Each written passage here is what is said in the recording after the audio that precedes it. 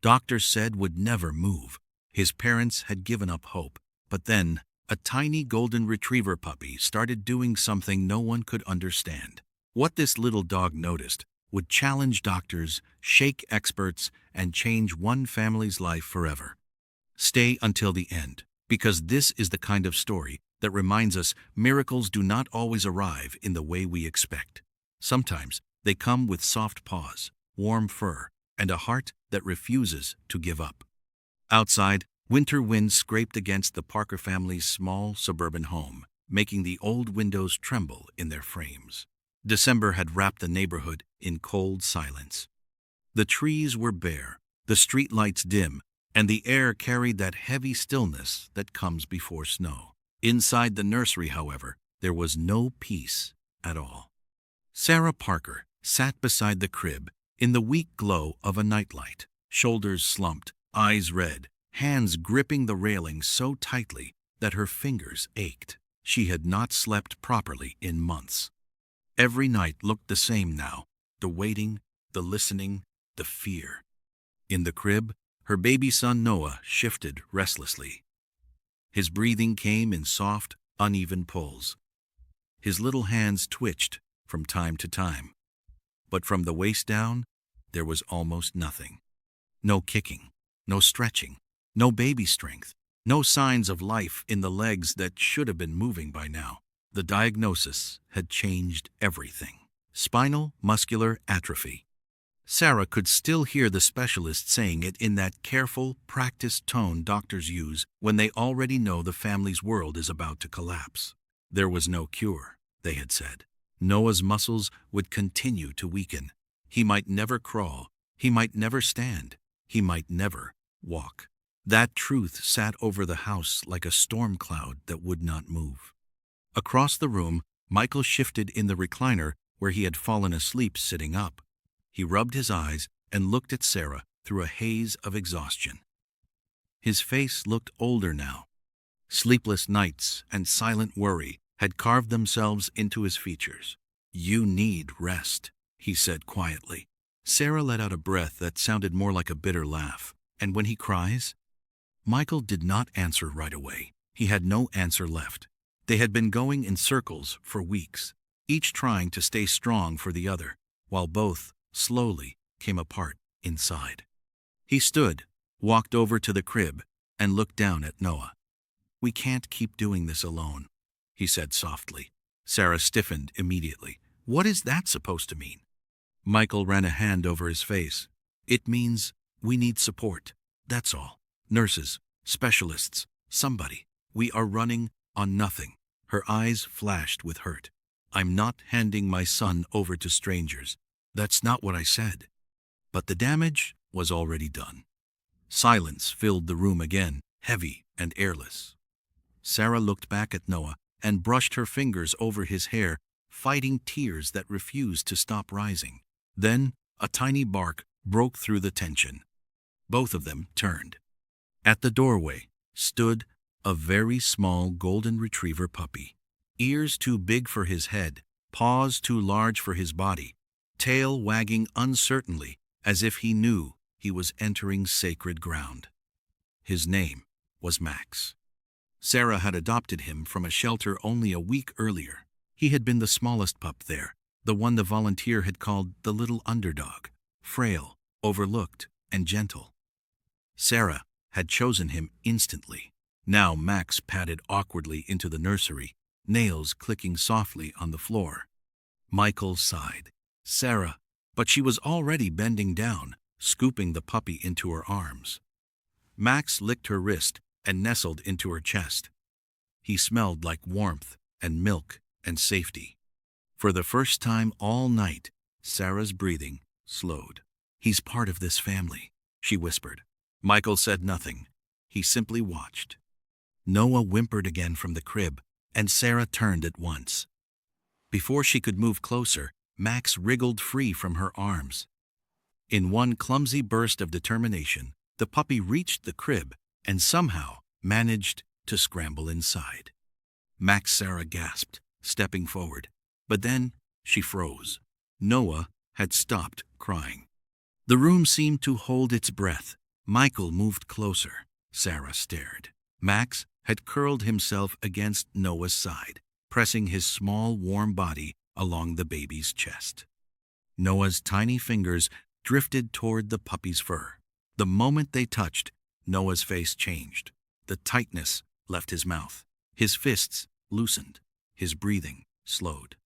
His whole body, usually so tense and unsettled, softened. And then, impossibly, Noah fell asleep.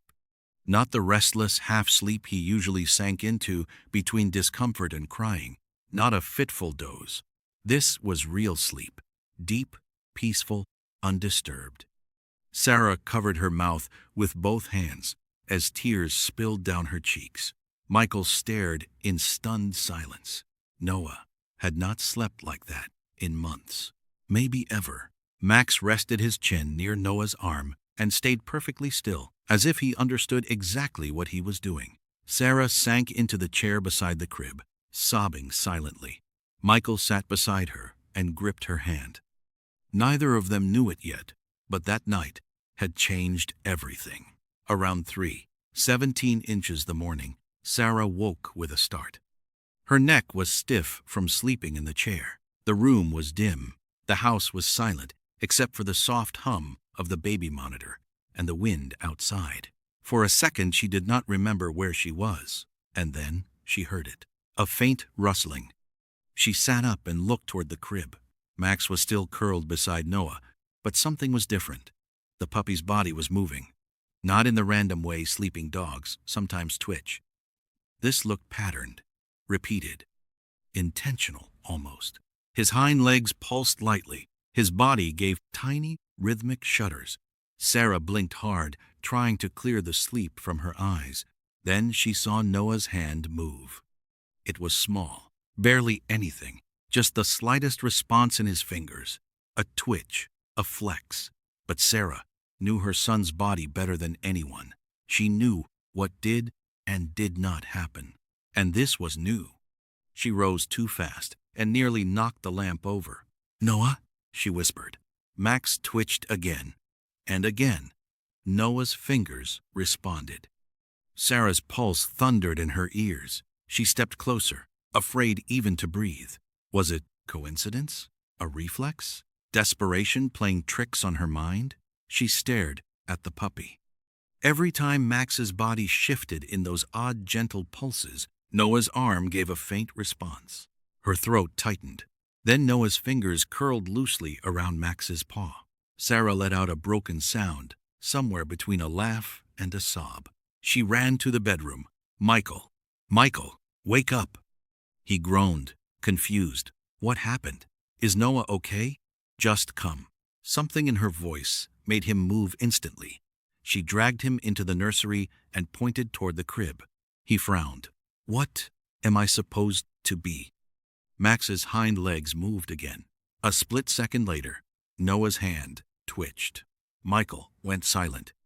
They stood shoulder to shoulder, staring at the crib as if the world had suddenly slipped out of logic and into something else entirely. It happened again. Max moved. Noah responded. Michael whispered, "What is this?"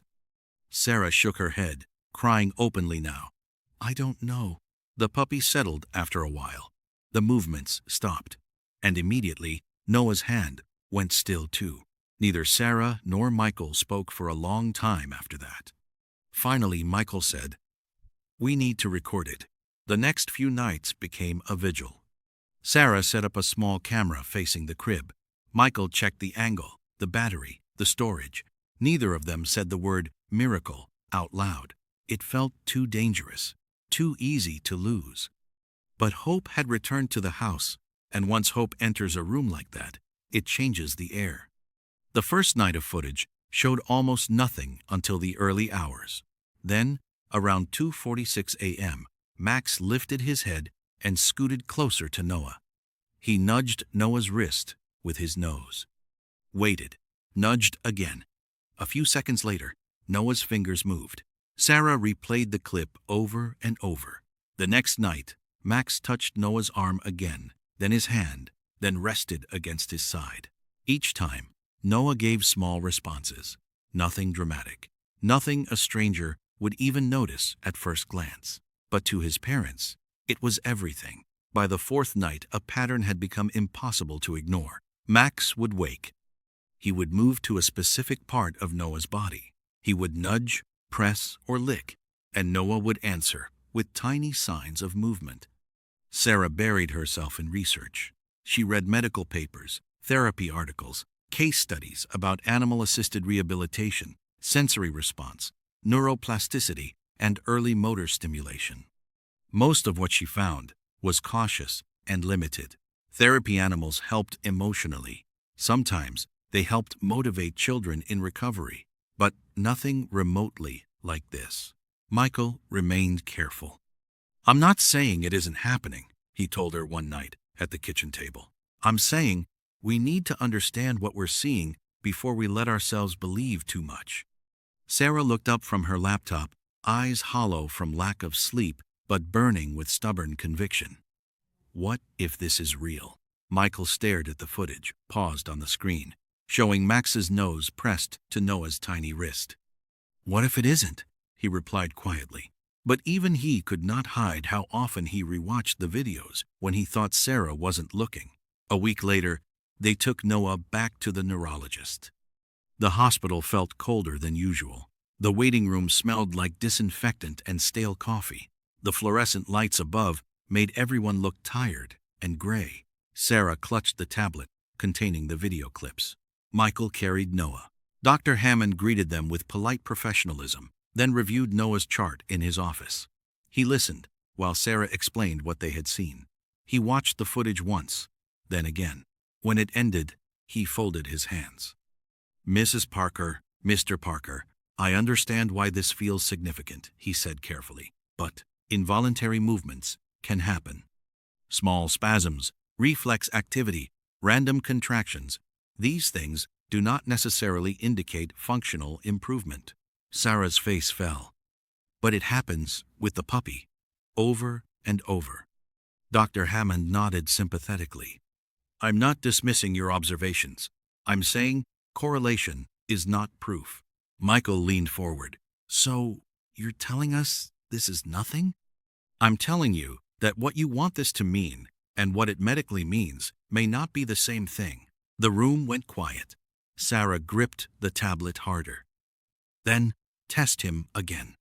Dr. Hammond hesitated. "His condition remains consistent with the diagnosis." "That's not what I asked," Sarah said, voice shaking. "Test him again."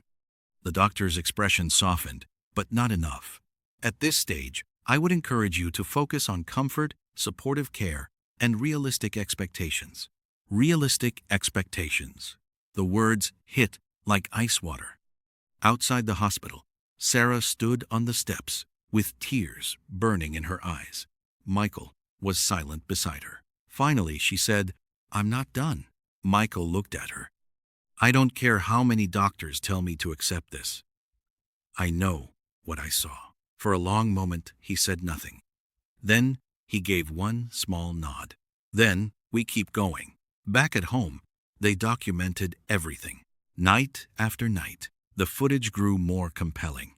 Max no longer just cuddled beside Noah. He seemed to work. He nudged different areas with careful intention. He pawed lightly at Noah's fingers. He licked his toes. He pressed near his knees. He lay against his chest until his breathing settled. And Noah changed. First the fingers, then slight hand movement, then a tiny curl of the foot. The first time Michael saw Noah's toes move in direct response to Max licking his foot, he stopped breathing for a moment. "That was not random," Sarah whispered. Michael did not argue. He moved closer to the crib, eyes fixed on his son's tiny foot. Max licked again. Noah's toes flexed. Michael covered his mouth with one hand and looked away, trying to steady himself. That night, after Noah fell asleep, Michael sat at the kitchen table with Sarah and said the words she had been waiting to hear. "I believe something is happening." Sarah broke into tears. After that, things moved fast. Sarah edited together a short video compilation of the footage. She hesitated before posting it online. Michael worried about attention, judgment, strangers. But Sarah kept thinking the same thing. What if someone out there had answers? What if an expert saw what their doctor refused to see? So she posted it with a simple caption. Doctors told us our son would never move. Then our puppy started doing this. We don't understand it, but we can't ignore it. At first, nothing happened. Then a few shares. Then a few thousand. By the next day, the video had exploded. Messages flooded in from parents, therapists, animal behavior specialists, pediatric rehab workers, journalists, and skeptics. Some called it beautiful. Some called it impossible. Some accused them of seeing what they wanted to see. Others begged for updates. Soon, reporters were outside the house. Television segments began airing with headlines like, "The puppy helping a paralyzed baby? Miracle or misunderstanding? Can animals detect what doctors miss?" The attention was overwhelming. Sarah barely ate. Michael kept peeking through the curtains at news vans parked across the street. Max, unaware of the storm surrounding him, kept doing what he had always done, staying close to Noah. Then, one email changed everything. It was from Dr. Evelyn Carter, a specialist known for her work in animal-assisted rehabilitation. She had spent years studying how therapy animals affected trauma recovery, motor development, and emotional regulation in children and adults. She wanted to come. When she arrived, Sarah expected another polite skeptic. Instead, she found a woman who listened closely, asked sharp questions, and watched Max with intense curiosity. That night, Dr. Carter sat in the nursery while the camera rolled. The room was silent.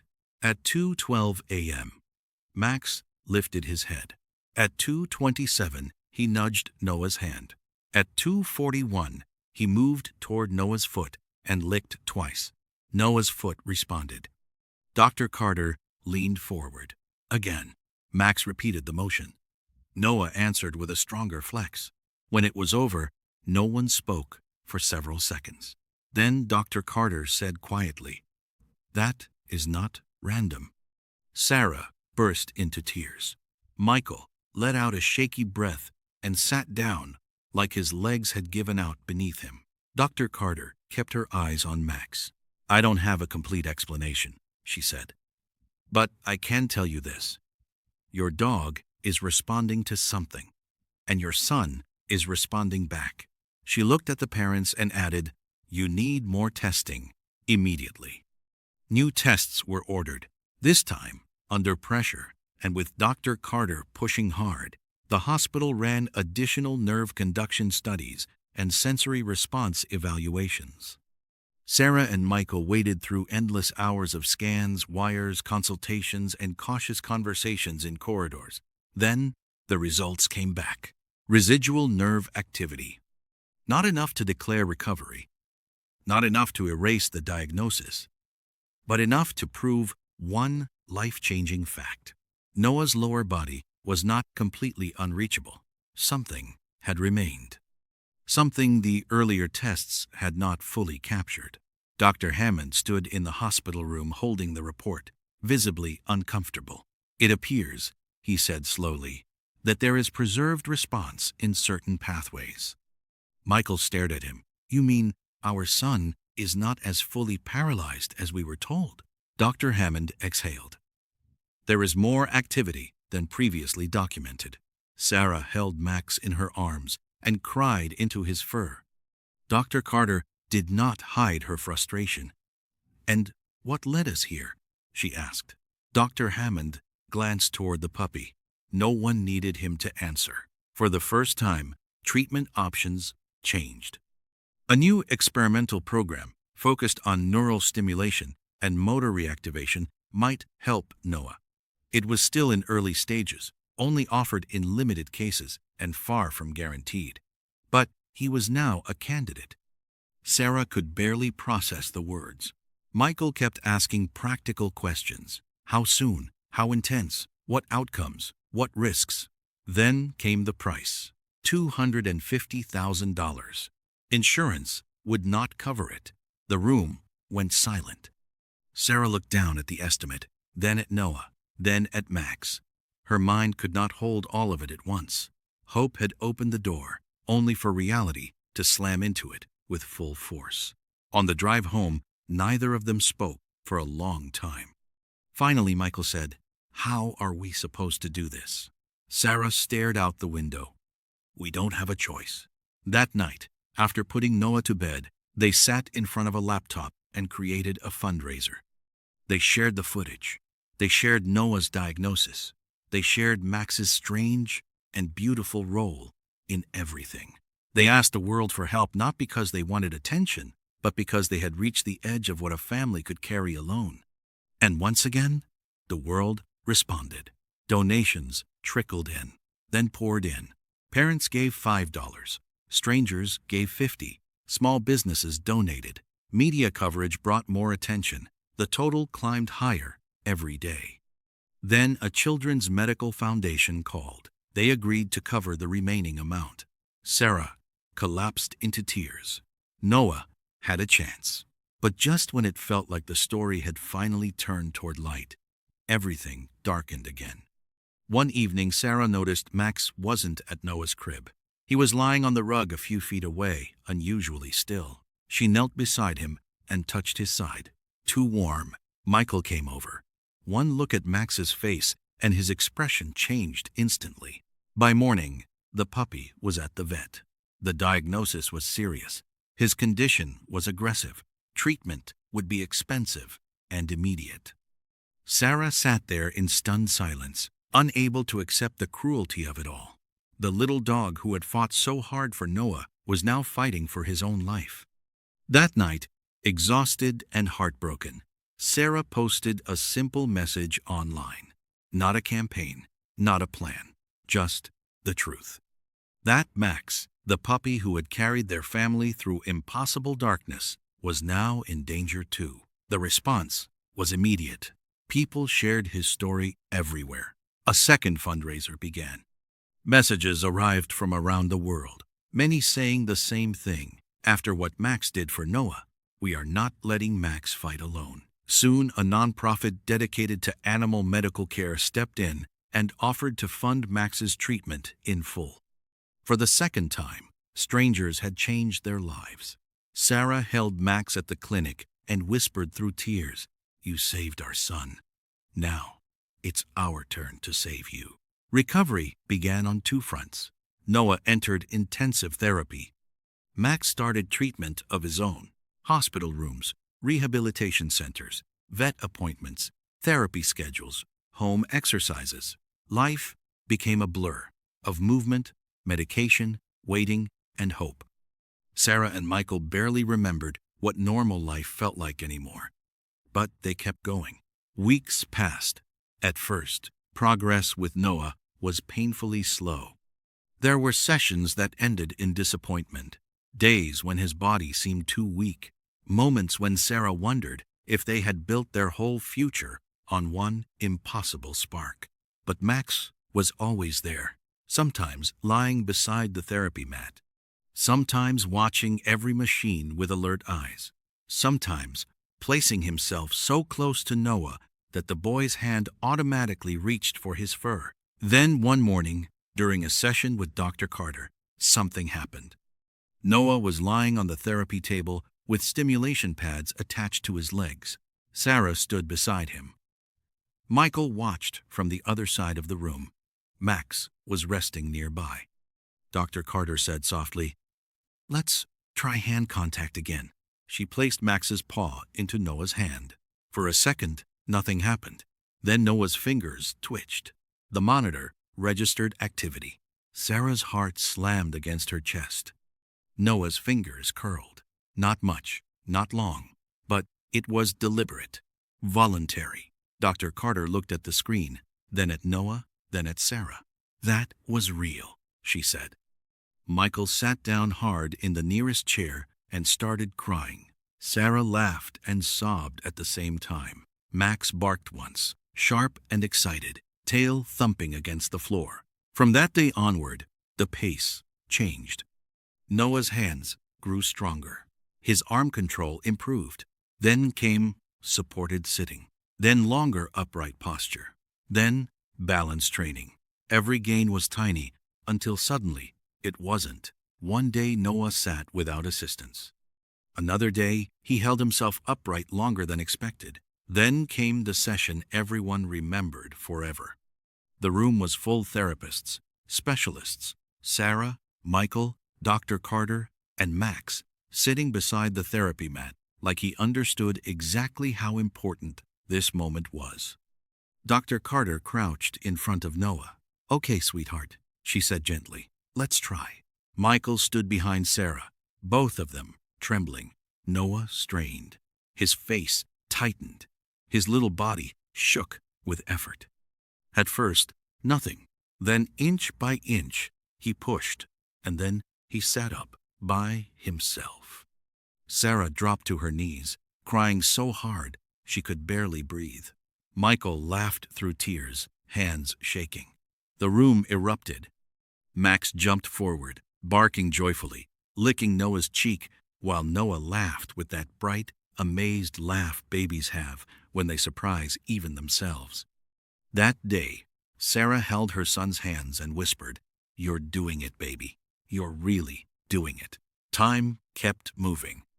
The months that followed were full of work. There were setbacks too, hard days, weak days, fearful days, but the line was no longer flat. Noah was changing. With conference, by his second birthday, the impossible had become something they could almost touch. A small gathering formed at a park on a clear, bright morning. Family, therapists, a few close friends, and yes, some reporters too.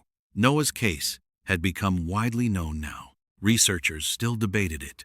Experts still argued about the exact role Max had played. Some called it advanced instinct. Some called it sensory intervention. Some called it an anomaly. Sarah called it love. Noah stood, wearing small, supportive braces. Michael knelt in front of him, adjusting the straps. Sarah stood a few feet away, hands clasped so tightly they hurt. Max stood beside Noah, calm and focused. "You ready, buddy?" Michael asked. Noah smiled. Michael stepped back. Max stepped back too. For one suspended moment, the whole world seemed to go quiet. Then Noah stood on his own. A shaky little body, unsteady knees, trembling legs. But he was standing. Sarah began to cry before he even took the first step. Noah moved one foot, then the other. Wobbly, careful, brave. Max walked beside him at exactly the same pace, matching him step for step, like he had been training for this moment his entire life. Then Noah kept going, without hands, without support, without anyone holding him up. He walked. The crowd burst into tears and applause all at once. Sarah ran forward and dropped to her knees just as Noah stumbled into her arms. Michael reached them a second later, overcome, laughing and crying in the same breath. Max barked and spun in circles, tail flying wildly. Sarah held Noah so close she thought her heart would break from it. "You did it," she whispered. Noah touched her face with his tiny hand, looked over at Max, and said in the sweetest little voice, "Max helped." And that was it. There was no headline in the world more powerful than that. Years later, people still talked about Noah and Max. Doctors studied the early footage.